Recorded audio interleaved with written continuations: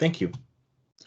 All right, I'd like to call this work session to order on AO 2020-85, repealing and reenacting Title 23 to adopt various codes and local amendments. Let's start with a roll call of Assembly members. Okay, Miss Allard. Here. Mr. Constant. Mr. Dunbar. Here. Miss Kennedy. Here. Miss LaFrance. Here. Mr. Perez-Verdia. Here. Mr. Peterson. Present. Miss Quinn Davidson. Here. Mr. Rivera. Present. Mr. Weddleton. Here. Ms. Zolotel. Here. All right, thank you. Thank you. All right, as usual, if Assembly members want to get in the queue, please put yourself in the chat, or if you can't access the chat, text me.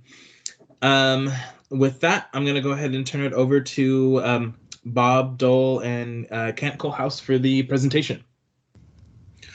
Good morning, Mr. Chair. This is Bob Doyle, the building official. For this briefing, it will be myself and Brian Dean, the fire marshal. Kent Kohlhaus is up at the 1110 as we're going forward on that. Just a quick clarification there.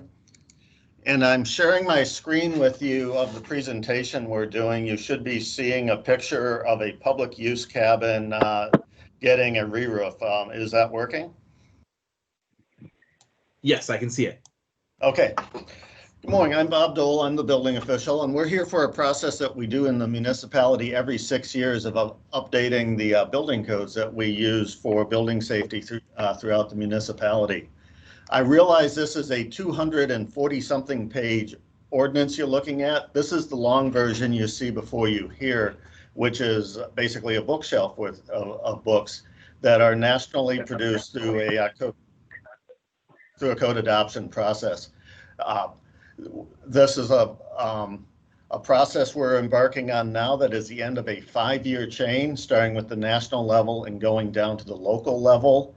And looking at that code adoption process, probably the takeaway I want to emphasize is you're looking at first a broad array of industry, government, building safety entities, academia, and the government involved, as well as you can see here several recognize the different associations and groups that they represent. Specifically looking at the national process, as soon as the 2015 code went out, they started a process to adopt the 2018 code that we're looking at today. Anyone could participate in that, and many do, from industry and across other interests as well. There's public comment, there's votes at various levels, and it culminates with the basically building officials and fire officials from across the nation voting on the proposed changes. This is a 3-year process at the national level. Like most jurisdictions, we have only renew every 6 years, which I'll touch upon later. So basically 2018, we had a new national level code come out. At that point, we embarked upon adopting it at the local level. The object there is to make sure it fits. The object there is to make sure it fits Anchorage and the needs of Anchorage for to achieve the safety goals there. I referenced Exhibit A is attached to the AM. It shows the list of local participants, over 100 local members of industry, the contractors, builders, engineers were involved in the local deliberations, along with part of my staff as well in that. We had 8 code committees and ample discussion of how it fits for what we're doing here. I cannot give enough kudos to the thousands of hours that industry has donated to do right by our citizens as we're going forward with this process. We took more than a year to complete the process. As first, the code committees met. Each committee was chaired by a member of the building board, and then the building board met to look at what was complete, make sure it was accurate, and then to vote on its adoption before presenting to you all, which we're doing here today in greater detail. Throughout that process, there's probably a big question is why it matters. And basically, there's two reasons. The building codes are there for public health, safety, welfare, to make our buildings safer for their occupants. The reason we update the code is it saves money. First, we want to look at the building code enforcement grading system. This is where we as a jurisdiction are evaluated every 6 years. For our commercial side, we have a 3 rating. That means for commercial properties built since the adoption of the 2012 code, they get a 10% discount on their property damage loss insurance going to filings with the State Division of Insurance because of the quality of the oversight to assure code compliance. For a reason I'll touch upon later, residential properties, homeowners do not get that same benefit of the tax discount. And in effect, there's a hidden tax on homeowner insurance for casualty loss because of adoptions done with the 2012 code. The earthquake, we all saw the different levels of damage, also owner savings. If you avoid those, it avoids some painful out-of-pocket expenses. FEMA has embraced a study that maintains for every dollar we invest in code compliance, it saves $11 downstream when disaster strikes. I'm going to hope that we can turn this over to Brian Dean now, who will touch upon some of the key changes that we see in here enhancing safety and welfare. Brian. Thank you, Bob. Good morning, Mr. Chair, members of the Assembly.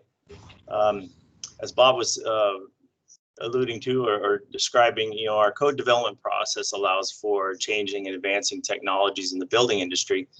And we try to keep pace with that and move forward so that our community can take advantage of new technology that helps us to build more efficiently, safely, and hopefully produce a better product. One of the things that we've been able to take advantage of over the past several decades is lightweight I-joist floor framing. Unfortunately, one of the downsides to I-joists is their susceptibility to damage and failure during a fire. This damage has resulted in floor failure and firefighters falling through a floor assembly and being injured or even killed. A relatively easy fix for this is to protect the underside of the joist with half-inch sheetrock. Our community approved this fix during the 2012 code adoption cycle. And the IRC committee in our current code adoption cycle approved an amendment that would remove this and actually take us backwards. So the administration was not willing to accept this risk and didn't move that amendment forward. Next slide. Required fire protection. Many of you are aware of the difficulties in developing properties further up on the hillside and parts of Eagle River and Chuyak. Most people think of building roads, road access, extending power lines for electricity, maybe water or sewer. One of the things that people don't often consider is firefighting water supply or fire hydrants. Of course, that's quite expensive to do that and really hinders some of our further reaching development areas. This amendment allows another method in lieu of extending those water lines. People have the option right now to build firewise construction. They can provide on-site water supplies for firefighting. But this is just one more thing that we can add in lieu of those things, is to allow the sprinklering or development to continue with the sprinkling of houses that want to go in these further outreach areas. Next slide. The next few slides are going to involve fire protection systems for assisted living facilities. Our community does rely on assisted living facilities in acreage to care for our seniors when we can't care for them in our homes anymore. And currently the state licenses between 300 and 400 of these facilities. And many of them, they run the gamut from no sprinklers to many of them having sprinklers and fire alarm systems. Some of them are monitored and some are not monitored, depending on the size of them. This amendment provides for the monitoring of fire sprinkler systems. Most people are starting to expect that when the fire alarm goes off, that the fire department's going to show up. This really helps with getting the crews there as quickly as possible and assisting with any evacuations that might they might deem necessary or might be required. It also helps the systems keep the system from being tampered with, and not necessarily maliciously, but inadvertently turned off, or valves being shut down, or maybe some maintenance that needs to be handled on the system that the operators just don't know about. This slide before you here is a requirement. Thanks, Bob. A requirement for the systems to be monitored by a third party for places that don't yet have monitoring. We've got a variety of assisted living homes out there that some have gone to the full system monitoring, sprinkler, fire alarm, and some that were put in quite a while ago that have not, that don't subscribe to any sort of monitoring. And I think this just helps us to be consistent across the board, and everyone's expecting that we'll show up and we will actually get those notifications and show up. This is a tiered system here where the most vulnerable places, group I and R occupancies, are expected to sign up for that monitoring much earlier than others, because that's where people live and sleep. So we want to make sure those get handled earlier. Next slide. And actually, before you continue, I have a question from Ms. Zolotel. Sure. Thank you. Can I get a little context, just because this isn't my area of expertise? We have a lot of assisted living homes that are just converted single family homes. So can you just provide, are we talking about that for every type of assisted living home or facility that we have in Anchorage? We're talking about assisted living homes with 3 to 5 people. Below 3, it's more like a family living environment. Once you get in the more people in there, it's more of, I hate to say institutional, because they're still in kind of a single family setting, but it's more people in more rooms and more requirements for people to be able to evacuate. So I just want to make sure I heard right. 3 to 5 individuals, this would be required. That's correct.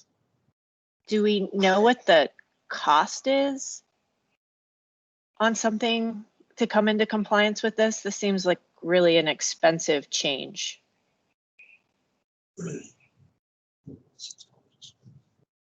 I'm looking real quick here to see if I can find some costs for you. And I could take that offline, that's fine.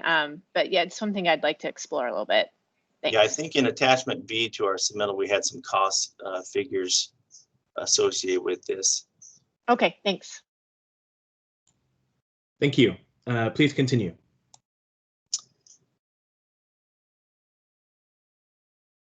So one of the things that we have in has been brought to our attention through the state licensing, and also for our firefighter responses and emergency responses to assisted living homes, is the requirement to evacuate, and the fire drills that we have witnessed, and in some emergency response, we've seen that the caregivers aren't able to evacuate the residents in a sufficient time to protect them from the event of a fire. And so the proposal here is to have a retroactive installation of fire sprinkler systems in existing facilities. Our new facilities that go in, they're required to do sprinkler systems, and so they have been for a number of years now.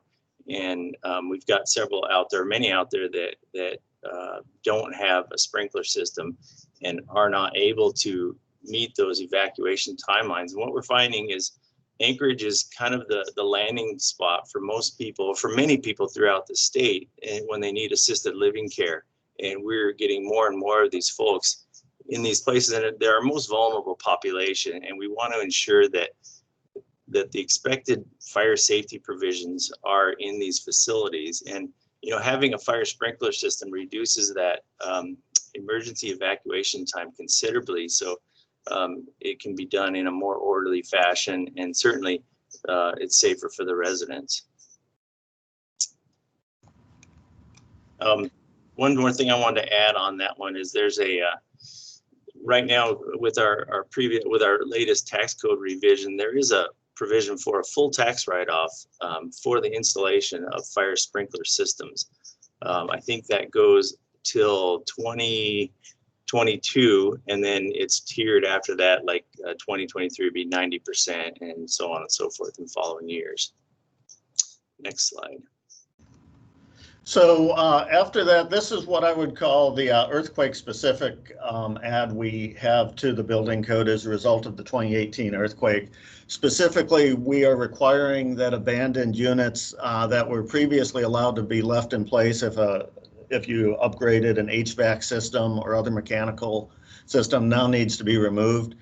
Frankly, having those heavy objects overhead with fittings that are not being maintained doesn't bring out good things when there's an earthquake and gravity brings them crashing through the occupied area.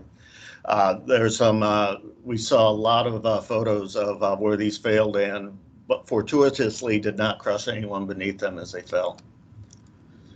Next, I'm going into a series of retained local amendments. These are ones we had with the adoption of the 2012 or earlier that we are keeping in place at the request of the committees. These are a lower standard than the national standards and are mostly done in the name of affordable housing. It is a lower standard. It affects our building code enforcement grading system, but it's just making you aware of these risks as we go forward on these. I'm going to go through relatively quickly unless you have any questions. Reducing exits, not necessarily having a level walking area, which if you're trying to egress a building quickly in the winter when it's icy is a problem. This was the fire sprinkler amendment that Brian touched upon earlier. And this is the risk that we undertake with that. Both of these places had a fire. You can see a little bit of ash around what looks like a waste paper basket and the bed linens on the bed on the right, and the picture on the left. The picture on the right had no fire sprinkler system. Fire sprinklers save lives, they save damage. However, this has been a local amendment that's carried forward. The water resistive barrier affects building resiliency or durability. It results in a downstream cost to the homeowner by not having it there. Flashing is a local item that simplifies construction. I've heard it typically saves around $800 to $900 on a house by not using the metal flashing. We've talked a lot before about eave blocking in the CEDC. This amendment that I know is near and dear to the hearts of many builders carries forward. I'm sorry, the drip edge is what I was thinking of before when I mentioned the flashing. We also, wind limitations, we don't have the same level of assurance that parts of a roof will not fly off a small structure and become projectiles, posing a risk to property and people. By eliminating the field treatment, we create inroads for capillary action that accelerates rot and deterioration of the material that's supplied there. This is another item that affects long-term durability and resiliency with footing depths. And those are pretty much the ones we retained. We've also made changes to the administrative code. Up till this time, the code has required us to look back approximately forever when there's been a building fine to look at the violation history and to determine the amount of the fine. Similar to like we do with driver's licenses, I maintain it's irrelevant to look back forever, and we should not penalize a company that they've been in business 30 years. We should rather look at their recent history if we have to for fines. This does that.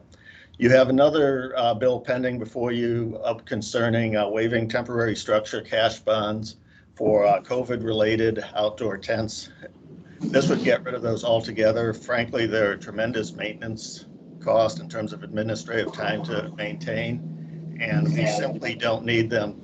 We have other enforcement mechanisms if we need to get a temporary structure removed without tying up a business owner's capital while it's out there. I've also asked for an audit function for exempt plan reviews.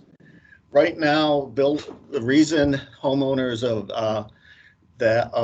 houses built since that we adopted the 2012 code don't get that insurance discount business owners do is because of exempt plan reviews.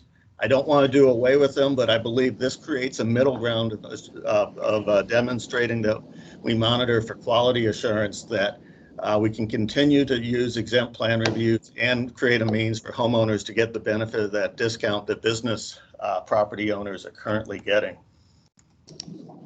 Looking to the future, we have rolled in our first energy code with this code adoption cycle. It is less stringent than the AHFC, which will need to be followed for those seeking AHFC financing. However, it's a step over the long-term quality of the fleet. We're also, similarly to decades ago when we stepped forward and just put in requirements for block heaters for appropriate plugs for them, we've created ones for e-vehicles now, which are the growing vehicle fleet of the future. We do not require that the entire circuit be put in, but rather the conduit be put in for the garage so that it would make it affordable. And what can be done for under $100 at construction will cost you several hundred later on. In conclusion, you're seeing today a very quick 21 minutes so far, culmination of literally years of effort, 3 years at the national level, over a year at the local level. The majority of jurisdictions like us do this every 6 years. I would highly recommend we stick to that cycle and not go to every 3 years as some jurisdictions do. It simply doesn't seem to be worth the churn to go faster than that. We maintain that this version of the building code updates presented to you creates a fair balance between the different concerns of affordability and safety. And it also recognizes the importance of the building code enforcement grading system and associated insurance cost savings going forward. I believe we have 3 building board members with us, Craig Fradine, Jonathan Steele, and Eric Cowling, and I would respectfully ask the chair to recognize them to offer a few comments on this process. They are so recognized.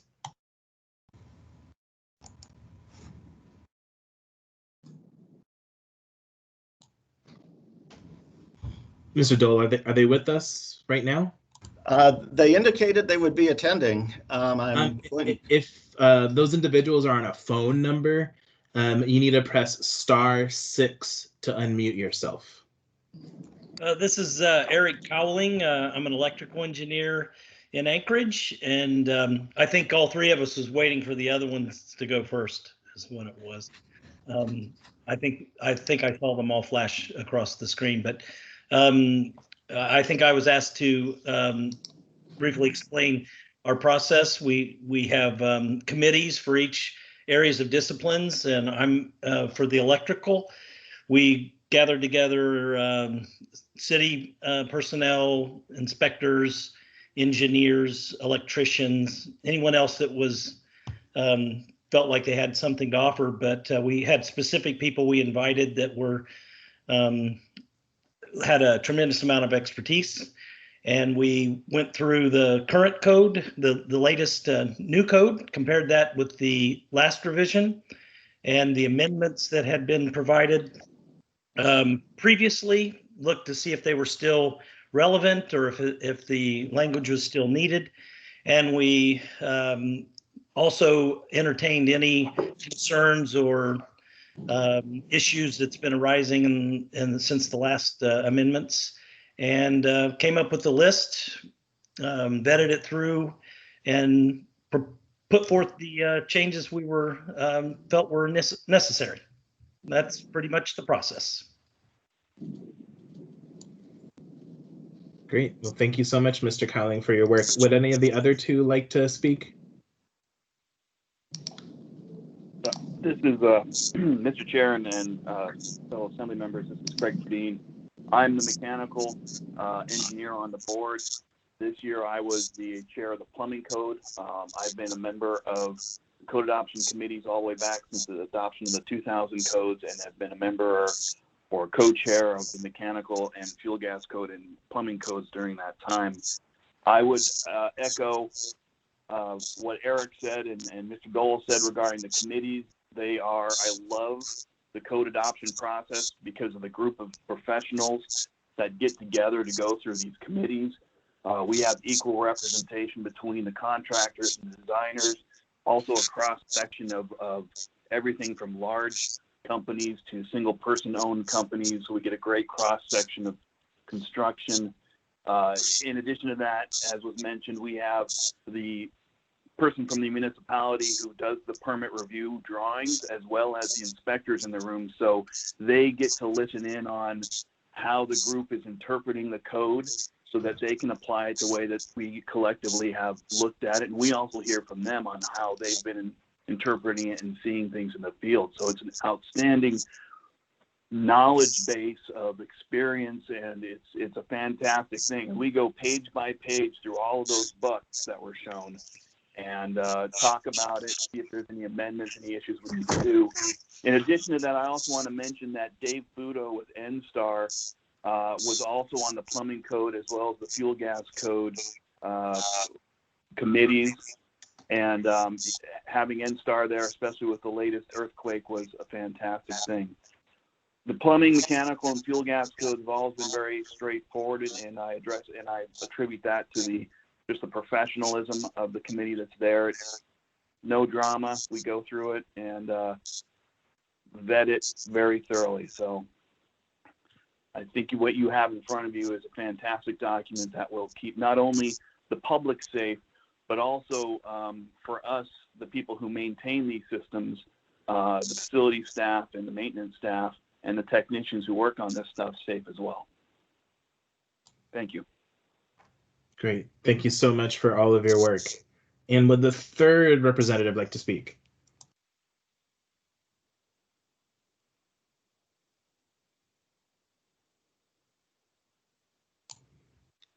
All right, not hearing anything else. Mr. Doyle, is there any other presentation before I turn it over to questions from Assembly members? Mr. Chair, we're ready for the questions. Okay. So if members have any questions, please get in the chat for the queue. I'll start with Mr. Weddleton. Hello, All right, thanks. Do you want me to pause, Mr. Go Chair? Sounded like Hello? someone else trying to chime in. This is yeah, Mr. sir. Steele, and I guess I've been having technical problems with my phone. Go ahead, Mr. Steele. I'll make this very brief. I think both Craig and Eric have hit on highlights that are a common thread through all the committees. As the chair of the Fire Code Committee, we met continuously and had great discussions and debates as we reviewed the codes and gave thought to appropriate amendments to the national codes. We started our efforts in 2018, and that continued up through most recently to validating the final amendments before action by the building board. And as was pointed out, these committees are formed of a good cross-section of the industry, both construction and supply, as well as the design communities. And the thoughts and the deliberations have been very thorough, and I think it's a very commendable effort that should be advanced and adopted by the Anchorage Assembly. Great. Well, thank you so much, Mr. Steele, for all of your hard work getting us to this point. I'm going to go back to the queue. Mr. Weddleton. Okay, I got a handful of questions, but I'd just like to make a comment and then do one. And then if you get back to me after you've made the rounds, I'll hit some other things. Would that work, Felix? Sure, that works.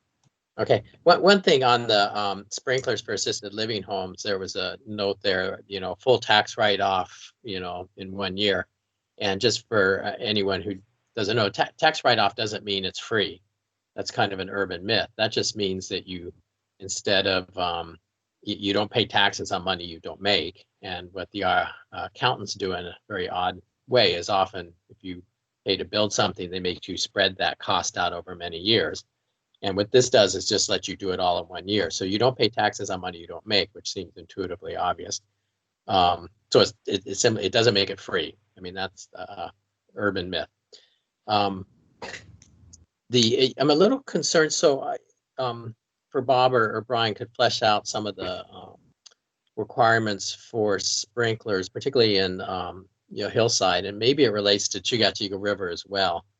Even though they're outside of the building code area, I think they have to apply to these things. But 1,000 gallons per minute supply of water, and if that's for the hillside, a typical house, I mean, you can have, 10 gallons a minute on your well is pretty good. So how would that be accomplished?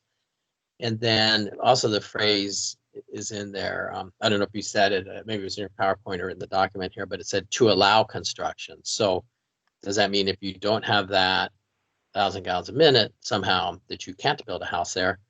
And then I think, Brian, you also use the phrase, this adds another option. So that implies it's not really required, but maybe you could do other things. So I guess there's a variety of issues there, but if you could flesh that out for me, thanks. Thank you, Mr. Weddleton, through the chair. One of the ideas here is that it is an option. Right now, the requirement is to provide firefighting water supplies for development in those areas without utilities. That means extending hydrants to areas. The problem that we've seen over the last several years is, of course, the cost and difficulty with that.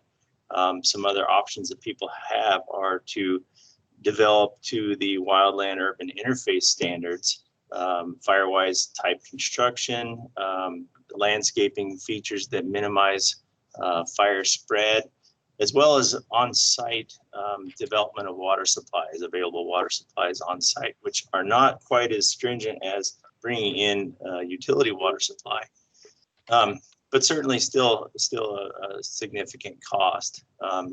The sprinkler option wasn't one of those, and of course we haven't seen the previous options being used quite as much. There's some dabbling in that and some proposals going forward. But this is an additional allowance where people wouldn't have to do those things and be able to choose, well, we want to go ahead, we'll do the sprinkler system instead of doing these other types of provisions. As far as the process or cost or ability to bring in that amount of water, I'm going to let Bart Meinhardt, our systems plan reviewer, address that for the water supply. Maybe you could reiterate the question you had about versus 1,000 gallons a minute before he replies to you. Okay, so my understanding looking at this is that I'm not quite clear. You could do a variety of things, including having available 1,000 gallons per minute. And I guess, how is that accomplished? I mean, a typical well wouldn't be anywhere near that. So this is Bart, Mr. Weddleton, through the chair. So with fire sprinkler systems and the 1,000 gallons per minute, so a couple options out there is, I know Andre Spinell was working on a project up on Hillside. He's exploring putting in a private hydrant system up there with approximately a 40,000 gallon water tank up there to give us, approximately, 30 to 40 minutes worth of firefighting water that the trucks can pump into to supply the area. The other option with the fire sprinkler system is what they've been doing in the assisted living homes. They add on what they call, it's basically it's a home hydrant is the name brand of it. It's a water tank with a pump built into it of approximately 450 gallons to supply the 13D sprinkler system. And then they do a refill rate off of the well to give them approximately about 20 minutes worth of water on the sprinkler system to protect the home. So on average, talking to the industry, it ends up being about, an average house ends up being about $6 a square foot to sprinkler out there. So, depending on the size of the home and stuff, you're probably looking between $20,000 and $40,000 to put a sprinkler system in. One of the things they have found is, as the industry gears up, like in Scottsdale, Arizona, the price per square foot drops dramatically as more people are geared up to deal with the homes out there. I think Scottsdale, Arizona, a few years ago was down to about 85 cents a square foot. Probably now with inflation, they're probably about $2 a square foot to sprinkle a home out there. And Mr. Weddleton, this is Brian Dean again. I'd like to jump in on that. What we want to remember about fire sprinkler systems is their effectiveness in keeping the fire at its incipient stage or extinguishing at its incipient stage or in the room of origin. So we're not, when we think of house fires that AFD has to respond to on the hillside, it's a pretty good conflagration by the time they get there. It takes a lot of water to put that out. With the sprinkler systems, they're addressing it much earlier in the fire stage. And so like that photo that you saw that Bob presented of that room where the wastebasket and part of the bedding burnt, that's more likely what you're going to see with a home sprinkler system. So you're not having to put out the tons and tons of water. Yeah, thanks. I mean, I understand the value of sprinklers. It's pretty amazing. I've seen them go off, and it's a lot of water in a heartbeat. But that is also a lot of money for a house too. If it were even added $20,000, if you have, that could be. That's a lot, And how many fires do we have up there? In some ways, it's you balance risk with the cost, and which is, that's obvious. I know that's what you do, but it seems high.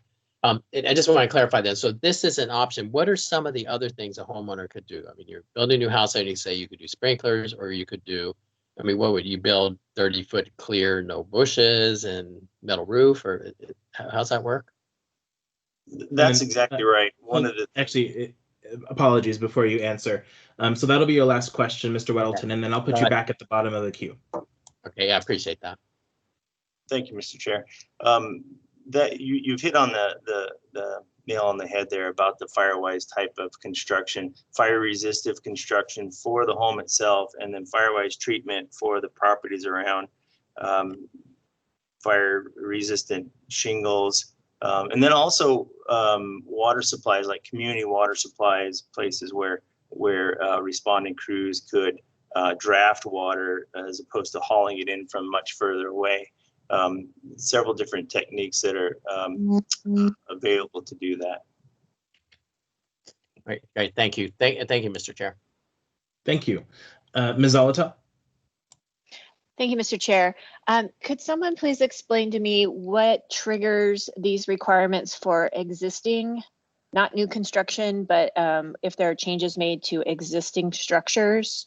Because in reading through the ordinance, which is really long, I can't quite figure out when things get triggered. Assemblymember Zolotel, through the chair, I'm not sure which provision that you're referring to. Is this the sprinklers for development on the hillside or assisted livings, or one of the other provisions that Bob was referring to? Well, I guess that's the issue I'm having, is I'm uncertain when and if it triggers for existing structures versus new construction. I got that clearly, but the other part of that, and I don't know if someone could make a chart, or because that's really my concern, is these are some fairly substantial changes when it triggers for existing structures.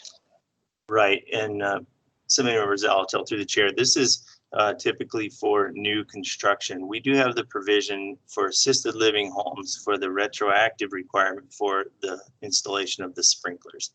And it's just for the assisted living homes, excuse me, not the general construction out there. What we were speaking about, sprinkler systems for the hillside, those are looked at for new development that goes in. And typically it's been a hindrance for new development to go in those areas because of these water supply requirements. Okay, thanks. Thank you. Ms. LaFrance?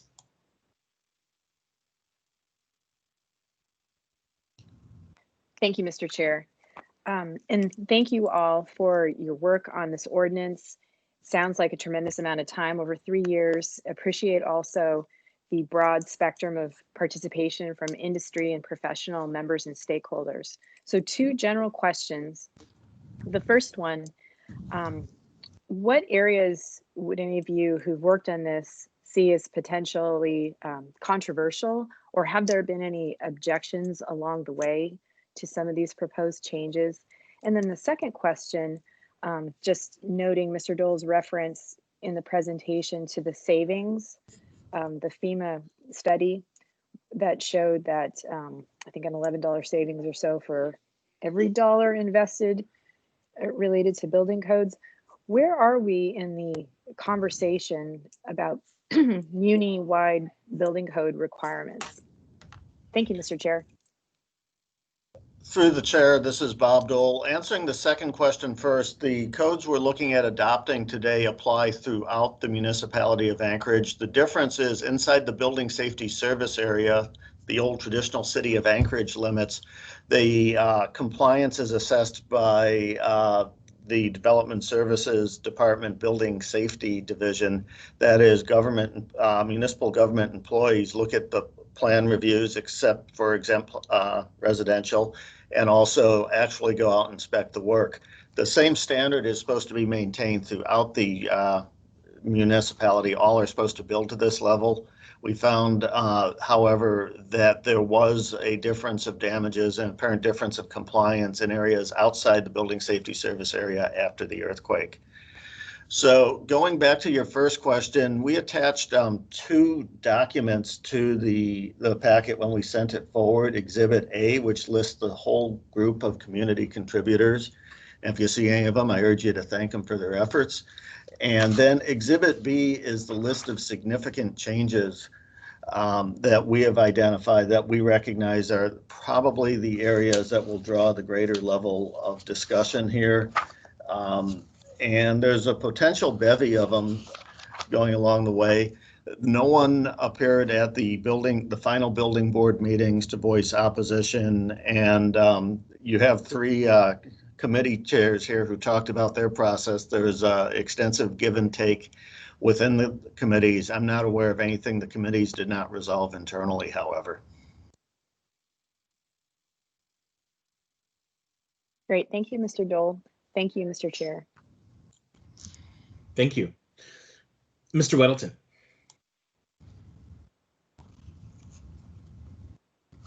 Oh, thanks. Looking at the Exhibit B, one thing on this one on truss blocking, it says this 2012 amendment should be reversed. Is that reversed in this? Through the chair, Mr. Weddleton, it is not reversed. It stays as allowed with the half blocking allowed, even though there is extensive engineering opinions that it results in a weaker linkage between the roof and the structure. It is still a permissible alternative going forward, however. Okay. Can I squeeze in another, Mr. Chair? Go ahead. Okay. So I didn't quite grasp on the floor joists. So and I'm familiar with the look of the eye thing. So are those what we see buildings used now? Is that allowed now? I mean, what changed on that? I guess I missed the key points on that. Brian, do you have this one? Certainly, Assemblymember Weddleton, through the chair. The I-joist construction is something that's been used for quite a long time and allows some greater consistency of dimension, greater spans. It's pretty lightweight, easy to handle. So it's a really amazing tool for construction and used pretty universally.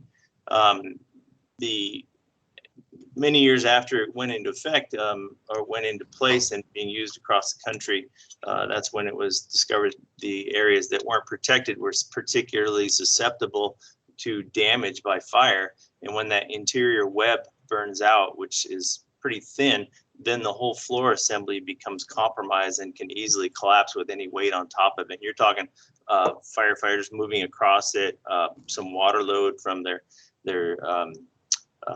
hose lines and what they're spraying on there. So the fix was to put about a half-inch layer of drywall underneath it to protect that area from fire from below and give it more time for the fires to be extinguished, for searches and rescues to be effected. And so in the 2012 cycle, we allowed that to go through as a requirement. or the committee's allowed that to go through as a requirement. That's been in place for a number of years now. And this cycle, there was an amendment put forth to remove that requirement and then allow those to be exposed again, which myself and my colleagues don't feel that's a wise decision to go back on. Wait, so so you're saying this code in front of us now, should we approve it, it would remove that requirement to put drywall there to protect these? No, and maybe Bob wants to clarify on this. The amendment was put forth and the administration did not put that forth in this code cycle. Through the chair, this is Bob Doyle. Brian is correct. Although the committee proposed an amendment that would remove the requirement to protect these joists, the administration did not put that forward. We would carry forward with the requirement to protect that with drywalling or other means. Okay, well, that kind of gets to Suzanne's question then. Do you have a list of things that the committee's recommended that you chose not to move forward? Through the chair, this is it. Okay, great, thank you. Thank you. I'm going to go ahead and read a comment that was put in our chat by Mr. Nassinger. So please see Exhibit B for a detailed discussion of the topics raised today. It will clarify many of these questions. Are there any other questions or comments from Assembly members?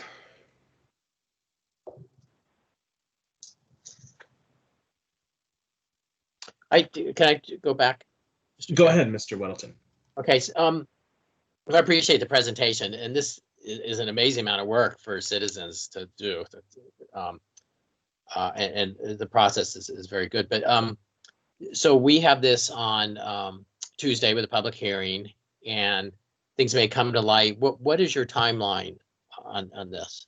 I mean, you need it immediately, or I mean, you need it for building season permitting by November, or what? Through the chair, this is Bob Doyle again. I think we all recognize it's imperative that builders and designers can know this is coming, when it's coming, plan for it, so they submit designs that are appropriate and also order appropriate material to implement those designs. We would ask for it to be implemented by October 1st so that there's a 90-day notice going into, well, passed by October 1st, going into effect January 1st. There's a 90-day notice. It's coming for work that's already over 50% complete. We can work with them on using the existing codes. But we would ask ideally for a 90-day notice, and frankly, January 1st is probably the logical time in terms of workload and other things to make the transition to use of the new code. Great, thank you. Through the chair, may I please expand upon that? Go ahead. This is Ross Nassinger, Manager of Engineering Services for the MOA, and I basically supervise plan review, and we're getting a lot of requests from the private sector, from the design community to move on to the 2018 codes. We've recently have had a few projects even submitted under the 2018 codes by individuals who weren't aware that we hadn't moved on already. So there is no like hard timeline, but it is important that we move on. Thanks. Thank you. Ms. Kennedy? Thank you, Mr. Chair. You know, I think I'm following along a little bit with Mr. Weddleton's comment about the timing on this. And, you know, certainly this group has been working for a long time on all of this, but there are still a lot of people out there that I think want to know what they've landed on, what's actually being proposed. I'm hoping that we take a little bit of time to get the kind of feedback that we have. I know I have some significant concerns out in my area simply because I know I still have a lot of developments that are basically still having places that that they can build on, but they're all attached to wells. You know, we don't have a lot of basically municipal infrastructure where water is concerned. And we have some people that are still hauling water because their wells don't function properly. So anyway, so there are some real concerns in there. And that's something that I want to take some time to try to figure out how we can maybe there are some exceptions or exemptions, but anyway, there are definitely some specific situations where I can see where some of these code upgrades are going to be problematic. So I certainly want to make sure we have the time to call those out and have an opportunity to respond to them. So I'm hoping we don't be in a rush over this one, but thank you, Mr. Chair. Thank you. Mr. Gates? Thanks, Mr. Chair. Yes, I just wanted to make a short comment. In past years, I worked for the Department of Law. 2 times I was assigned the legal review of the building code updates like this one. And it's a long process. It's a huge document. It's very technical. The legal review, I think, is a small part. And I just wanted to say that today's presentation has been excellent. And so my kudos to Mr. Doyle, Mr. Dean, Mr. Steele, Mr. Freedeen. I'm forgetting somebody, but all of you and your team and your committees, hats off. This was a great presentation, very informative.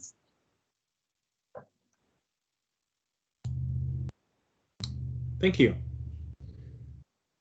All right, I'll open it up just one more time, see if there's any additional comments or questions.